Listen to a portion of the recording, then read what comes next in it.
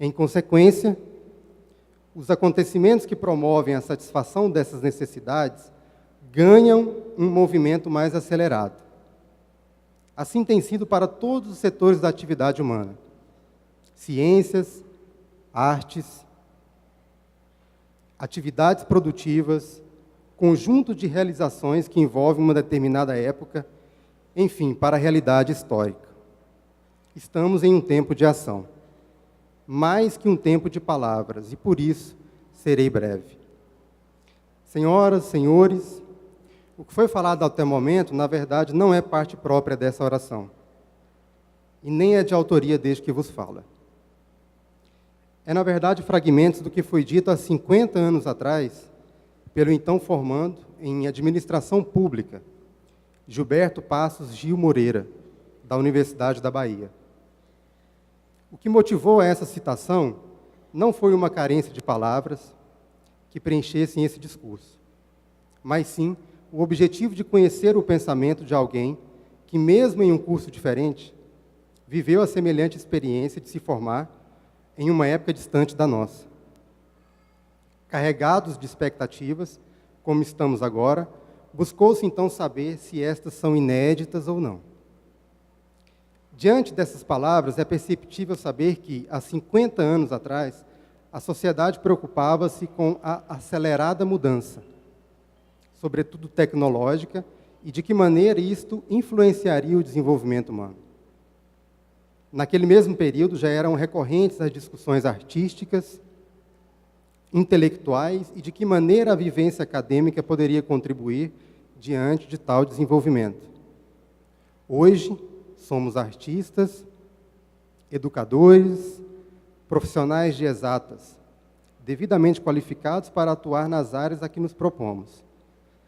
Buscaremos aplicar muito além daquilo que nos foi ensinado, mas também um amadurecimento de tais informações, na intenção de promover àqueles que nos rodearem compartilhamento de ideias, inspirações, paz. Os últimos anos foram marcados de experiências inesquecíveis, amizades feitas, descobertas, nascimentos, capacitação, percas, renúncia. Levantamos dúvidas, questionamentos, diante de tantos, até desentendimentos. Toda essa vivência se resume agora na gratidão que temos por cada um dos que estiveram ao nosso lado, família, amigos, professores, e nos acompanha agora a um lugar comum, a conclusão do nosso curso, e a certeza de que todas essas situações, sentimentos, comportamentos, contribuirão para a contínua formação de cada um dos profissionais aqui representados. Concluímos uma difícil e prazerosa etapa de nossas vidas, podemos sim ser chamados vitoriosos. Atingimos o nosso objetivo. Sobre as expectativas, não são muito diferentes do nosso nobre colega, formado há 50 anos atrás. Desejamos ser profissionais éticos e estar diante de uma evolução não só biológica, sobretudo do cidadão brasileiro, mas ética, cultural e humana. Obrigado a todos.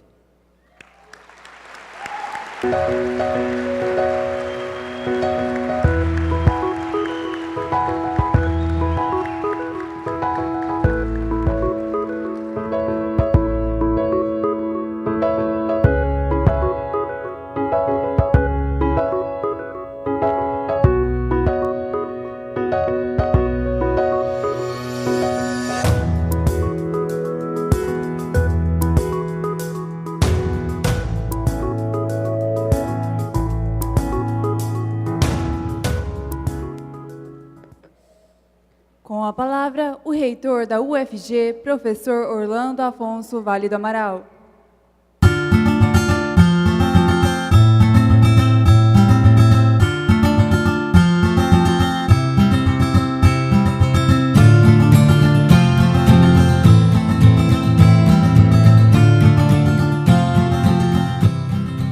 Mais uma vez, boa noite a todos, a todas.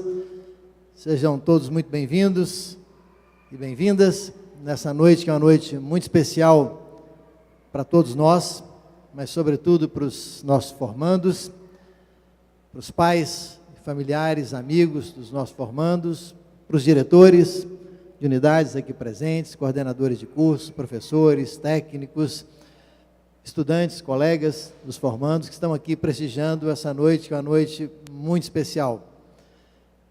Queria cumprimentar todos, de forma muito especial aos componentes da mesa, vice-diretor da Escola de Música e Artes Cênicas, professor Saulo Dalago, diretor da Faculdade de Artes Visuais, Braulio Vinícius, diretor da Faculdade de Educação Física, professor Ari Lazarotti, diretor da Faculdade de Letras, professor Francisco Quaresma Figueiredo. E cumprimentar de forma muito especial a todos os professores, técnicos dessas 4 unidades que hoje formam suas turmas, que estão aqui prestigiando esse evento, que é um evento que é o ápice, né, da formação de vocês, do processo de formação de vocês. Então, muito obrigado pela presença de todos vocês. Um cumprimento muito, muito especial mesmo aos pais que estão aqui, orgulhosos, com certeza, dessa conquista dos seus filhos e filhas, e também, que é também uma conquista de cada um de vocês.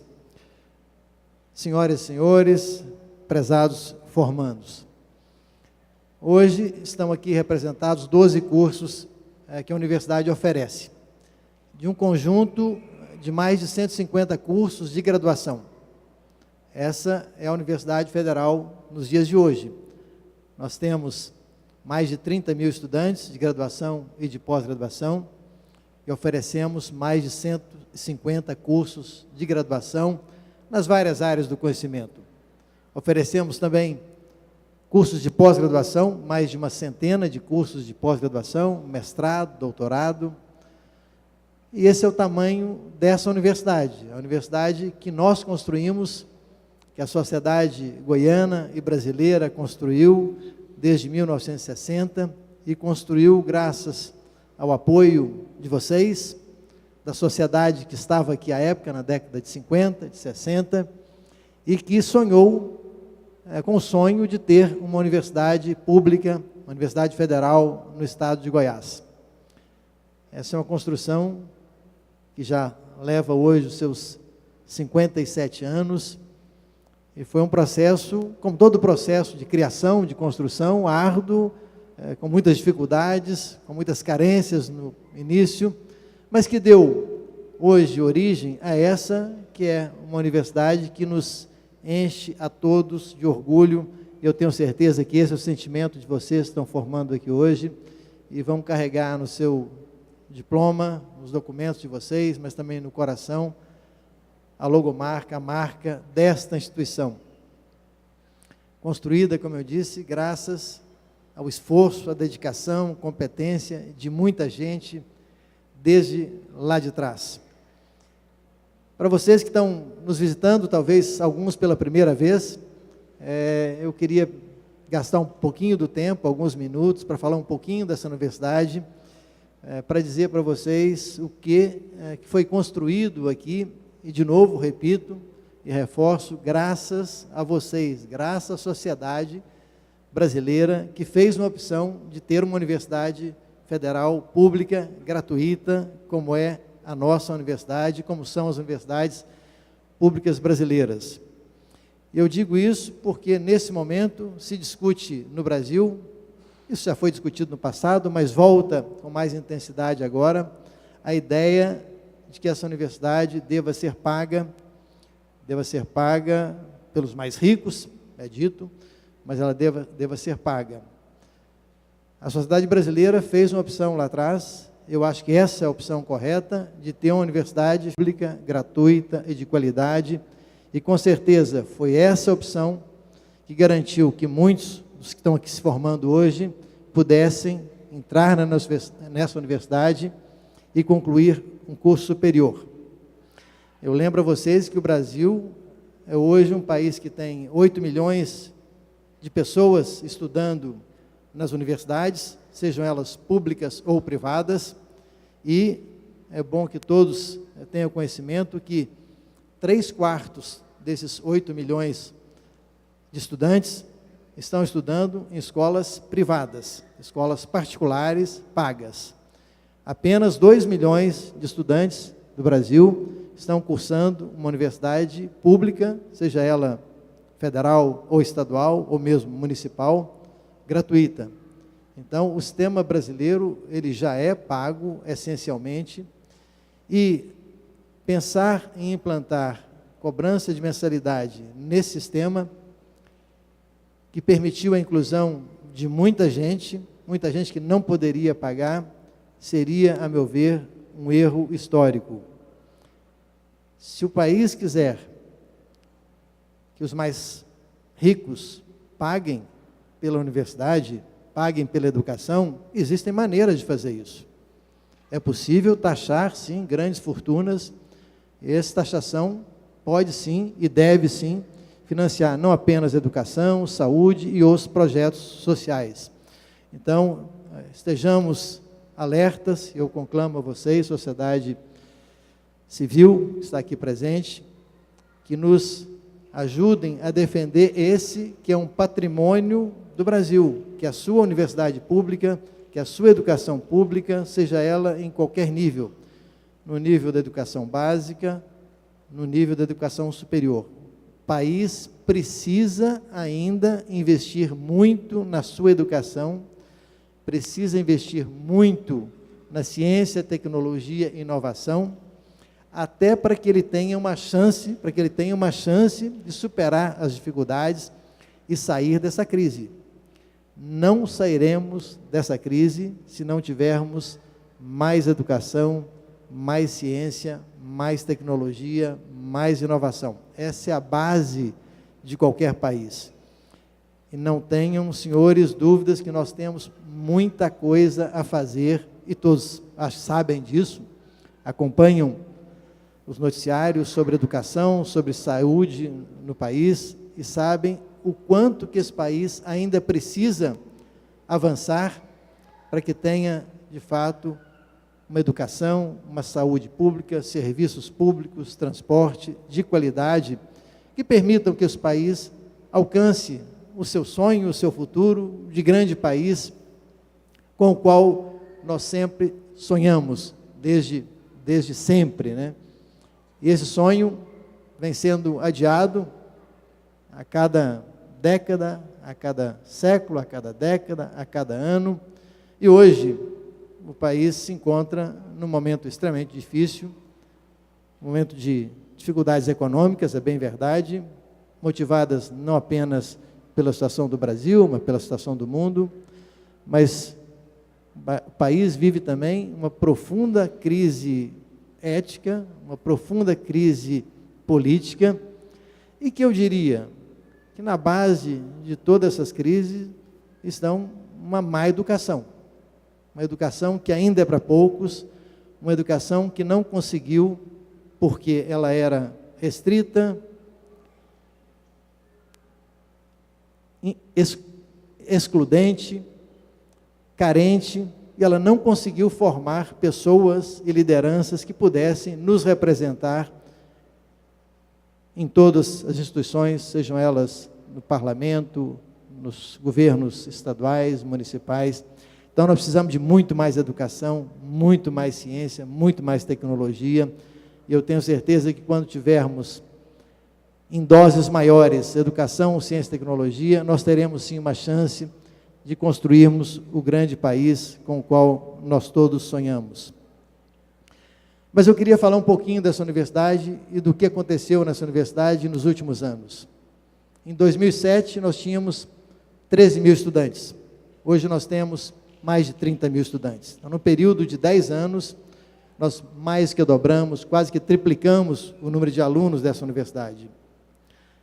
E com um dado interessante, que foi o fortalecimento da nossa universidade e de outras universidades federais, nas capitais, como tradicionalmente sempre aconteceu, mas também nas cidades do interior. Hoje nós temos um UFG muito forte em Catalão, Jataí, Goiás, em Aparecida de Goiânia, de forma que a educação superior, que era muito restrita até bem pouco tempo atrás às grandes capitais, ela está hoje presente no interior do país, levando a educação a muito mais gente e propiciando a que pessoas que até bem pouco tempo atrás não tinham acesso à universidade, que pudessem acessar a universidade, fazer um curso superior e se qualificar, ir para o mercado de trabalho, se profissionalizar e ajudar o país.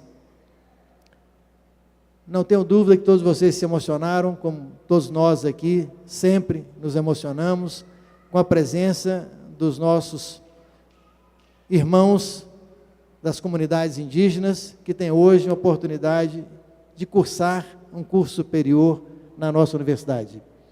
Estão aqui representantes dos Xerentes, dos Carajá, e do outro, Xerente, Carajá e Javaé. E Javaé que se formaram aqui hoje.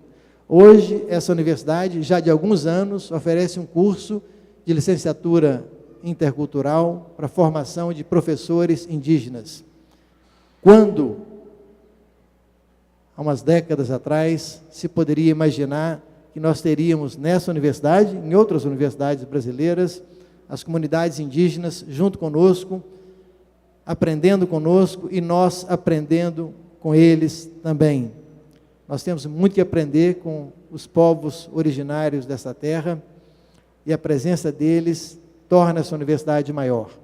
Como torna essa universidade maior, termos aqui um curso de letras libras para pessoas com deficiências auditivas, termos aqui um curso de educação do campo, termos aqui um curso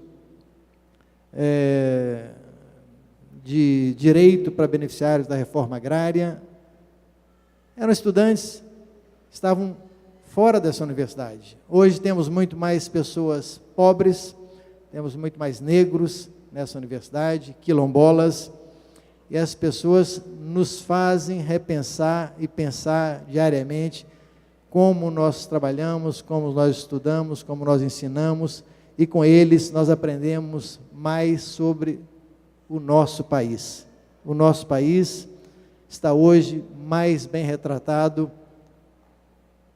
nos estudantes que estão aqui presentes. Até bem pouco tempo atrás, a Universidade Brasileira era muito mais elitista, e ela é ainda elitista pelo número de pessoas que estão aqui. Nós temos ainda muito pouca gente nas universidades cursando um curso superior. O Brasil tem apenas da ordem de 20% dos jovens na faixa etária de 18 a 24 anos cursando um curso superior. Isso é muito pouco. Isso é muito pouco. A meta que está prevista no Plano Nacional de Educação é que em 2024 o Brasil tivesse 33% dos jovens nessa faixa etária cursando um curso superior. Nós estamos longe disso, muito longe disso. E ainda mais longe com as restrições orçamentárias que nós vivemos hoje. Nós estamos hoje, o país, em função da crise, vivendo sobre o regime, um novo regime fiscal. Esse novo regime fiscal restringe os gastos públicos e congelam os gastos públicos nas políticas sociais por 20 anos, permitindo apenas uma correção pela inflação do período anterior. Eu diria que isso nos limita, e nos limita enormemente na nossa missão de formar pessoas, de gerar ciência, gerar tecnologia, gerar inovação e gerar saídas para o Brasil. Embora reconheçamos todas as dificuldades, elas são patentes, evidentes, por erros diversos no passado, mas comprometer educação brasileira, comprometer saúde, comprometer as políticas públicas pode ser um erro que vai nos custar caro. Interromper um processo de crescimento dessa instituição e de outras, interromper o processo de crescimento da pesquisa nacional, da inovação, da ciência e tecnologia, pode custar muito caro a esse país. Por isso, eu gostaria de conclamar todos da sociedade civil a defender esse patrimônio, que não é um patrimônio nosso. Essa universidade não é nossa. Essa universidade é do povo goiano, essa universidade é do povo brasileiro e ela precisa ser defendida porque ela fez e ela faz muito por esse país. Essa é uma instituição que eu não tenho dúvida que é confiável, ela entrega aquilo que ela prometeu, que é formar bem, formar com qualidade, ser inclusiva, gerar pesquisa, gerar conhecimento e gerar desenvolvimento. Estejam convidados a estar junto conosco, lutando pelo patrimônio público que é essa universidade e a educação de uma maneira geral. Temos muito que fazer, estamos fazendo muito ainda a despeito das crises, da crise, das dificuldades, e tem todo esse quadro que eu pintei, um quadro difícil, mas eu queria também anunciar para vocês, com muita satisfação, coisas muito boas que nós estamos fazendo, que vocês sabem, a despeito das dificuldades. Eu vou citar um exemplo só, para mostrar que a gestão, eu como reitor, os diretores de unidades, os pró-reitores que compõem a minha equipe, nós não nos deixamos abater pela crise. Ela nos afeta, nos incomoda, mas nós não nos acomodamos e assumimos uma postura de dizer, não, a situação está difícil mesmo, todos vão entender, então vamos viver com o que temos aos trancos e barrancos. Não, nós estamos indo atrás, e os pesquisadores estão aqui presentes, os diretores de unidades sabem do que eu estou falando, estão indo atrás de financiamentos, concorrendo a editais, apresentando bons projetos, trazendo recursos para que essa universidade possa compensar a diminuição do seu orçamento. Eu vou dar um exemplo só de uma grande obra, que é uma obra que será, ao ser finalizada e inaugurada, um orgulho para nós, para a sociedade goiana, que é o novo hospital das clínicas que nós estamos construindo. Não sei se vocês já viram, na Praça Universitária, nós estamos construindo o maior hospital universitário do país. Serão 600 leitos SUS, saúde pública, a ser oferecida com a maior qualidade, com o maior respeito e dignidade à população que no momento de debilidade, de doença, terá, como tem hoje, mas terá em condições muito melhores, um hospital, que é o novo Hospital das Clínicas, com 600 leitos, um prédio de 20 andares. E eu dou esse exemplo para mostrar também, para ressaltar como, no momento de crise,